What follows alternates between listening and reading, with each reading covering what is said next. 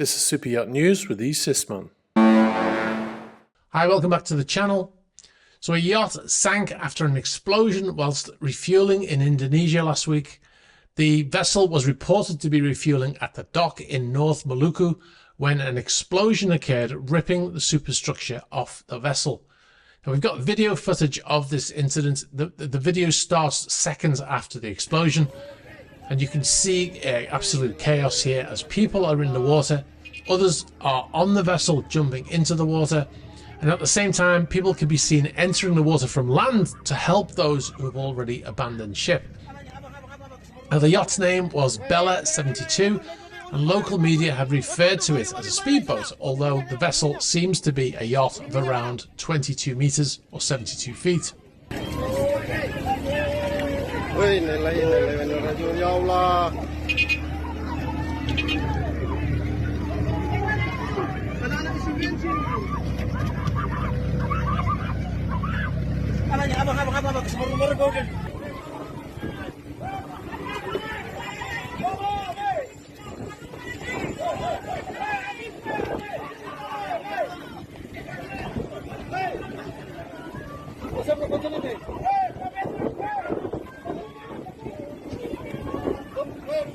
Seconds after the explosion, a fire started and the vessel capsized.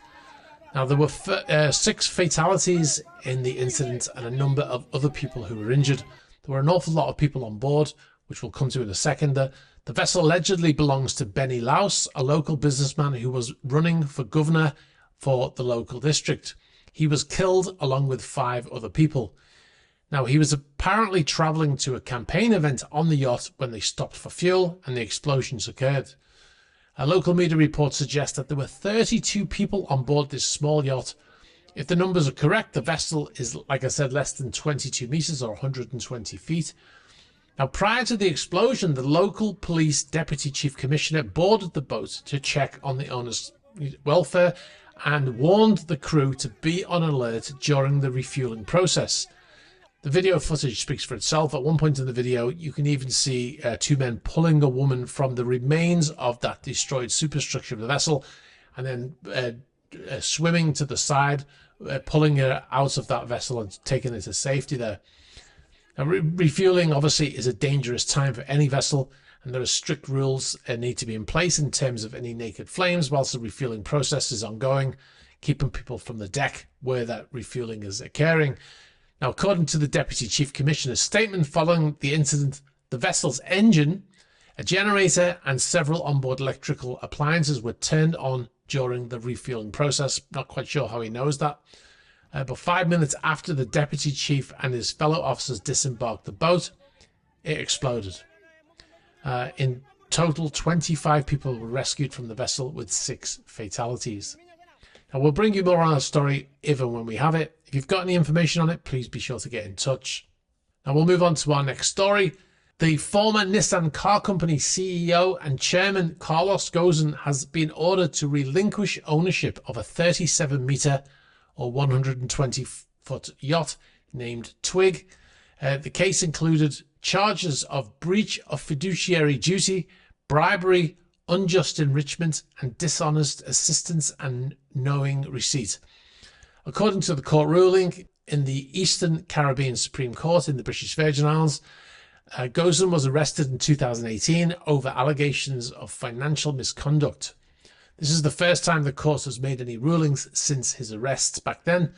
The Japanese automobile manufacturer Nissan Motor Company alleged that he misappropriated $32 million from Nissan's CEO Reserve Fund and used 12.2 million euros to buy this Ferretti yacht.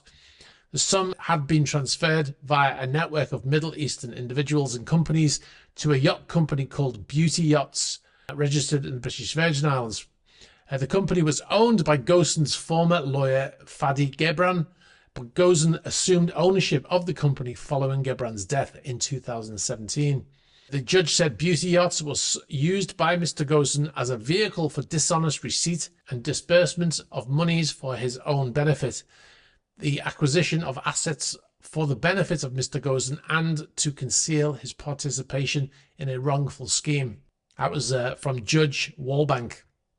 The ruling also concluded that Gozen and Beauty Yachts provide $32 million and $13.6 million restitution to Nissan, respectively. All right, guys, we'll move on. It's a Friday Yotspot. Now, we've got a number of super yachts in the UK, or we've had a number of super yachts in the UK. Firstly, we've got motor yacht Kismet. She was in London, fresh from the Monaco Yacht Show. The yacht has actually been there, was actually there for 4 or 5 days as the owner spent some time in London. The yacht is a 122-meter vessel and has a gross tonnage of around 7,000 gross tons and is brand new, being delivered this year. If you want to see more about this vessel, go and watch our 7 largest yachts of the Monaco Yacht Show video. It's featured in there.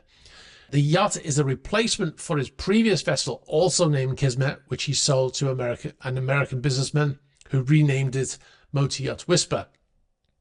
We often get people saying to us that this vessel is, you know, older. When we mention Kismet, they say, "Oh, this is an old vessel," blah blah blah. But there were 2 vessels called Kismet.